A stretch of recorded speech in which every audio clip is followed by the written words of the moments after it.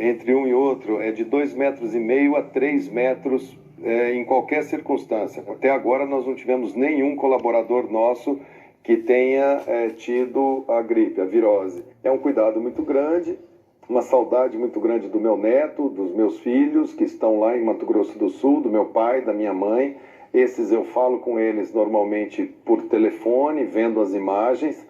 É uma parte que é dura para todo mundo. A gente também tem feito esse exercício de distanciamento de quem gosta, de quem ama a pessoa e que sabe que nesse momento temos que ficar distantes para proteger. Acho que no dia a dia não é diferente do que cada brasileiro está passando para tentar passar por isso junto. Quando a gente protege a família da gente, a gente está protegendo a família de todo mundo. Já teve algum momento de fragilidade nessa crise? Olha, eu acho que sim. Eu acho que a gente, às vezes, também se pega profundamente emocionado quando um neto pergunta por que você não está indo lá vê-lo. Às vezes você fica um pouco emocionado, a voz fica um pouco embargada, mas você respira fundo. Ministro, vamos à sua marca de 1.000 mortes por coronavírus. Qual que é a expectativa para essa próxima semana? Bom, primeiro nós sabemos que esses números estão subestimados. Dentro do que a gente pensava lá no início, em fevereiro, fazendo simulações com outros países, fazendo adequações para o nosso clima, mais ou menos a gente sabia que chegaria a primeira quinzena de abril aproximadamente com esses números.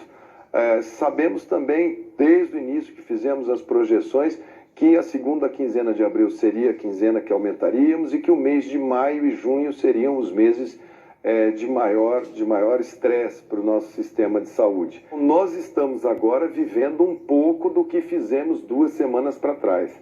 Se iniciarmos precocemente uma movimentação, nós vamos voltar a ter aquele mesmo padrão do início, onde você tinha dia após dia um aumento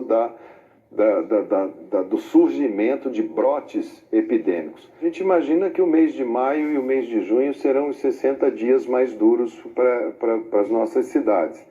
A gente tem diferentes realidades. O Brasil a gente não pode comparar com um país pequeno, como é a Espanha, como é a Itália, como é a Grécia, como a Macedônia, até a Inglaterra. Nós somos o próprio continente. Sabemos que serão dias duros, seja conosco ou seja com qualquer outra pessoa. Achamos que nós teremos muitas, no mês de maio, mês de junho, e em algumas regiões, julho, nós teremos dias muito duros. E o que são dias muito duros? Fizeram o que vocês tinham que fazer, por isso o sistema está entrando em colapso. Olha, vocês deveriam ter sido mais duros, vocês deveriam ter sido menos duros, porque a economia está assim, está assado. Sempre vão haver os engenheiros de obra pronta, como a gente sabe.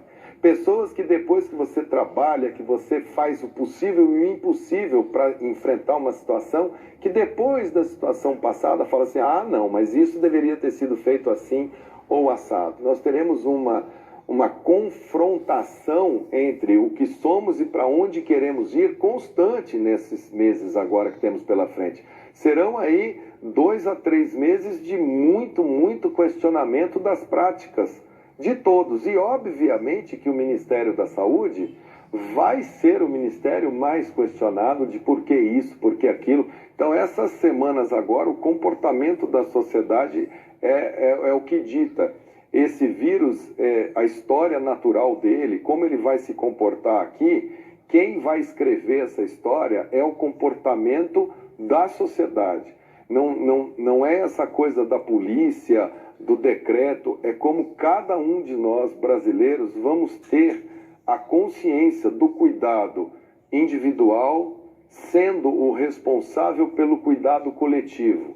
Ele é uma coisa muito mais de como que a gente vai encarar essa relação da dinâmica social e do sistema de saúde, da capacidade de atender.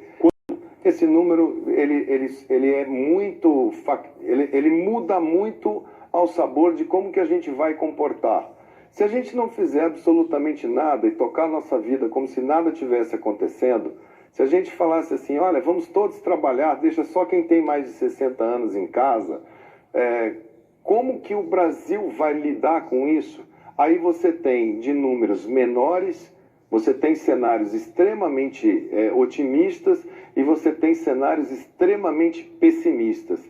Eu acho que a gente tem a nossa projeção, olha, mas sabe que isso tudo é em função do comportamento das pessoas. Não existe absolutamente nada que influencie mais esta resposta do que como que a sociedade brasileira vai se comportar nos próximos meses, nos próximos dias. Nós não experimentamos no Brasil, até agora, lockdown, fechamento total.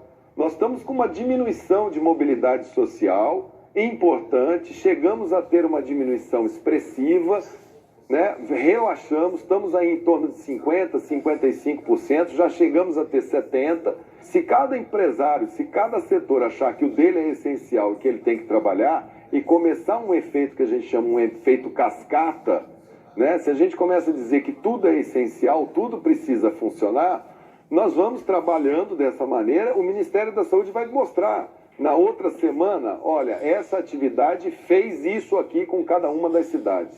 Em várias cidades do país, como aqui no Rio de Janeiro, é visível o desrespeito de muitas pessoas, principalmente durante essa última semana.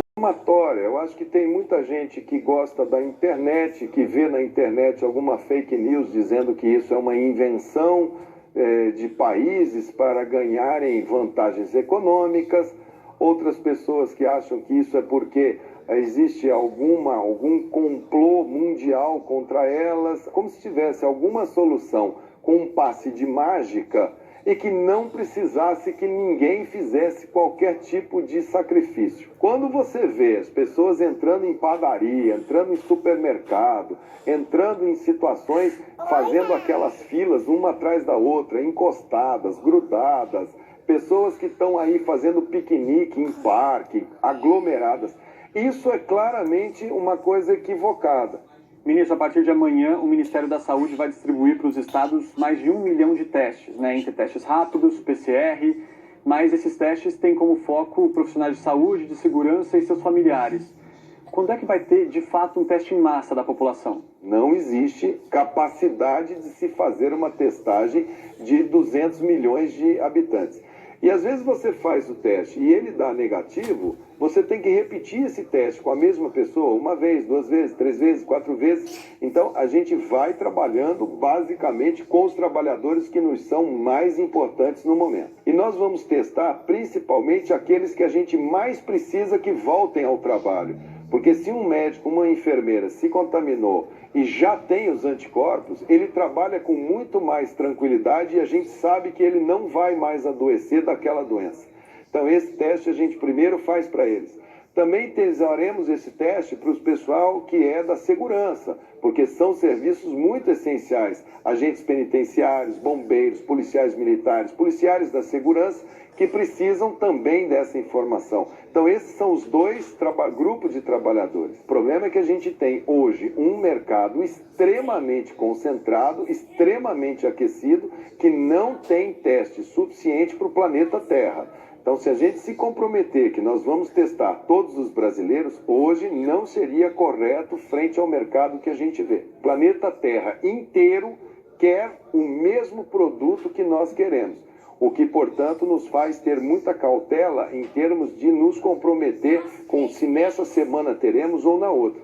O Brasil é sim um sistema forte e que está tentando trazer o melhor ponto de equilíbrio para os brasileiros. Ministro, com esses exames que nós fazemos, nós temos modelos estatísticos e modelos matemáticos que nos permitem dimensionar qual é o ritmo, para onde está indo, em que bairro está, em que cidade está, se está se deslocando para qual faixa etária, se está internando quem, qual é a capacidade instalada. Nós temos modelos matemáticos que nos permitem fazer cálculos muito bons, que nos dão muita informação, sem estar testando 100% das pessoas. Não tem receita de bolo. O que tem é o Ministério da Saúde agrupar isso e ir mostrando e dizer, olha, tomem cuidado aqueles que estão no nível mais alto de transmissão. E aí cada governador, cada prefeito sabe o que está fazendo. O ministro da Saúde foi cuidadoso ao falar das atitudes do presidente da República. Ministro, o senhor tem dito nas coletivas que médico não abandona paciente, mas ao mesmo tempo tem falado que precisa de paz para trabalhar, tem reclamado de solavancos internos, houve insinuações de demissão do senhor, o próprio presidente da República não respeita as orientações do Ministério da Saúde seguidas vezes. Ontem mesmo, o senhor e o presidente estrange, senhor?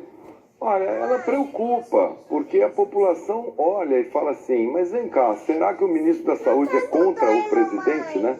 E não há ninguém contra nem a favor de nada. É o que eu digo, nosso inimigo, nosso adversário, quem a gente tem que ter foco para falar, ó, é esse aqui que é o nosso problema, é o coronavírus, é ele que é o nosso principal adversário, nosso principal inimigo. Se eu estou ministro da Saúde, eu estou ministro da Saúde por obra de nomeação do presidente. O presidente olha muito também pelo lado da economia e chama muito atenção o lado da economia.